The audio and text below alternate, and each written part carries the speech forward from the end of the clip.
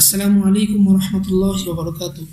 আলহামদুলিল্লাহ ওয়াসসালাতু ওয়াসসালামু আলা রাসূলিল্লাহ ওয়া আলা আলিহি ওয়া সাহবিহি ওয়া মান ওয়ালা, আম্মা বা'দ। আল্লাহ রাব্বুল আলামিন পবিত্র কোরআনের সূরাতুল আনকাবুতের 64 নম্বর আয়াতে ইরশাদ করেন, ওয়া মা হাযিহিল হায়াতুদ দুনিয়া ইল্লা লাহউন ওয়া লাইব ওয়া ইন্নাদ দারুল আখিরাতা লাহিয়াল হায়াওয়ান লাউ কানু ইয়ালামুন। অর্থাৎ দুনিয়ার এই পার্থিব জীবন খেলতামশা ছাড়া আর কিছুই না, পরকালের ঘরই প্রকৃত জীবন যদি তারা জানত।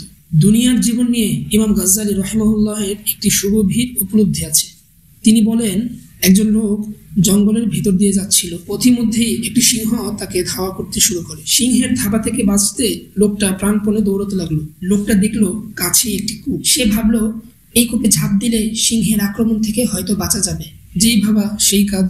লোকটা সিংহের ভয়াল থাবা থেকে বাঁচতে ওই কূপের মধ্যেই ঝাঁপ দিল। কূপে ঝাঁপ দিয়ে লোকটা কোনোভাবে একটা দড়ি আঁকড়ে ধরতে সক্ষম হলো। এর ফলে সে একেবারে কূপের গভীরে গিয়েও পড়লো না। লোকটা ভাবলো, যাক বাবা, এই যাত্রায় অন্তত বাঁচা গেল।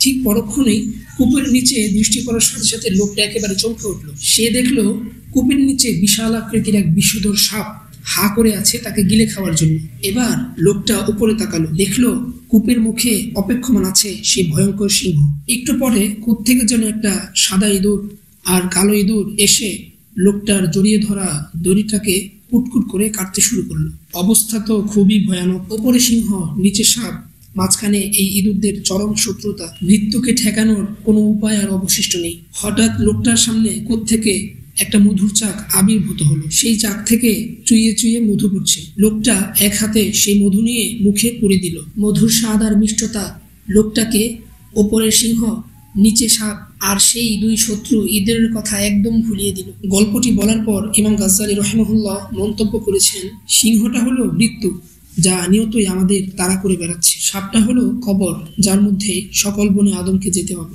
দড়িটা হলো মানুষের জীবন। সাদা ইঁদুর আর কালো ইঁদুর হলো দিন এবং রাত, যা প্রতিনিয়ত আমাদের জীবনটাকে সংক্ষিপ্ত করে দিচ্ছে। আর মধুটা হলো দুনিয়া। দুনিয়ার মোহ, মিষ্টতা আমাদের মৃত্যু তথা সিংহ, কবর তথা সাপ এবং সেই দিনের কথা ভুলিয়ে দেয় যেই দিন আমরা সকলেই আল্লাহর সামনে পুনরুত্থিত হব। কত অর্থবহুল ভাবনা দেখুন। মৃত্যু একটা সিংহের মতন একটা ভয়ঙ্কর ভয়ার্থ বাস্তবতা। মৃত্যু নামক সেই সিংহের থাবা থেকে আমার আপনার কারোরই নিস্তার নেই। কবর হলো সাপের সেই হা করা মুখ, আর দড়িটা হলো আমাদের জীবন। সাদা আর কালো ইঁদুর হলো দিন আর রাত। একটি করে দিন আর রাত পার হচ্ছে মানে জীবনের সেই দড়ির কিছু অংশ ক্ষয়ে যাচ্ছে, ছিঁড়ে যাচ্ছে। হাসান বসরি রাহিমাহুল্লাহ বলতেন, মানুষ হচ্ছে সময়ের সমষ্টি। জীবন থেকে একটি দিন গত হওয়া মানে মানুষের একটা অংশ গত হয়ে যাওয়া। এভাবে যেদিন সেই ইঁদুরেরা সম্পূর্ণ দড়িটাকে কেটে ফেলবে, ছিঁড়ে ফেলবে, সেদিন আমরা নিক্ষিপ্ত হব সাপের পেটে, অন্ধকার কবরে। কিন্তু এত সব বাস্তবতা রেখে দুনিয়ার মোহের পিছনে আমরা ছুটে বেড়াই নিরন্তর। আমরা ভুলে যাই আমাদের নির্দিষ্ট গন্তব্যের কথা। আমরা বিস্মিত হই সেই জীবনের ব্যাপারে, যে জীবনটাই সত্য। তবে এবার ভিন্ন কিছু হোক। এবার গায়ে লাগুক মুক্তির শীতল পরশ। চোখ মেলে দেখা হোক বাইরের অপেক্ষমান নতুন দিনের পৃথিবী। ভুল আর ভ্রান্তির বেড়াজালে একটা জীবন অমগ্ন ডুবে রবে, এমনটা হতে দেওয়া যায় না। জীবনের গতিপথ ভুলে একটা জীবন ভীষণ বেপরোয়া হয়ে ভুল পথে, ভুল স্রোতে বাঁক নেবে, এমনটা হতে দেওয়া যায় না। জীবনের হায়াত একদিন শেষ হয়ে যাবে। আসন্ন হবে আল্লাহ তাআলার সেই প্রতিশ্রুতি। আল্লাহ রাব্বুল আলামিন কোরআনুল কারীমের সূরাতুল আম্বিয়ায় যেমনটা বলেছেন, ইকতারাবা লিন-নাসি হিসাবুহুম ওয়া হুম ফি গাফলাতিন মুরিদুন। অর্থাৎ মানুষের হিসাব নিকাশের সময় আসন্ন, অথচ তারা উদাসীনতায় মুখ ফিরিয়ে রেখেছে। আল্লাহ রাব্বুল আলামিন আমাদেরকে জীবনের বাস্তবতা বুঝে তার দিকে প্রত্যাবর্তন করার তৌফিক দান করুক। আমিন।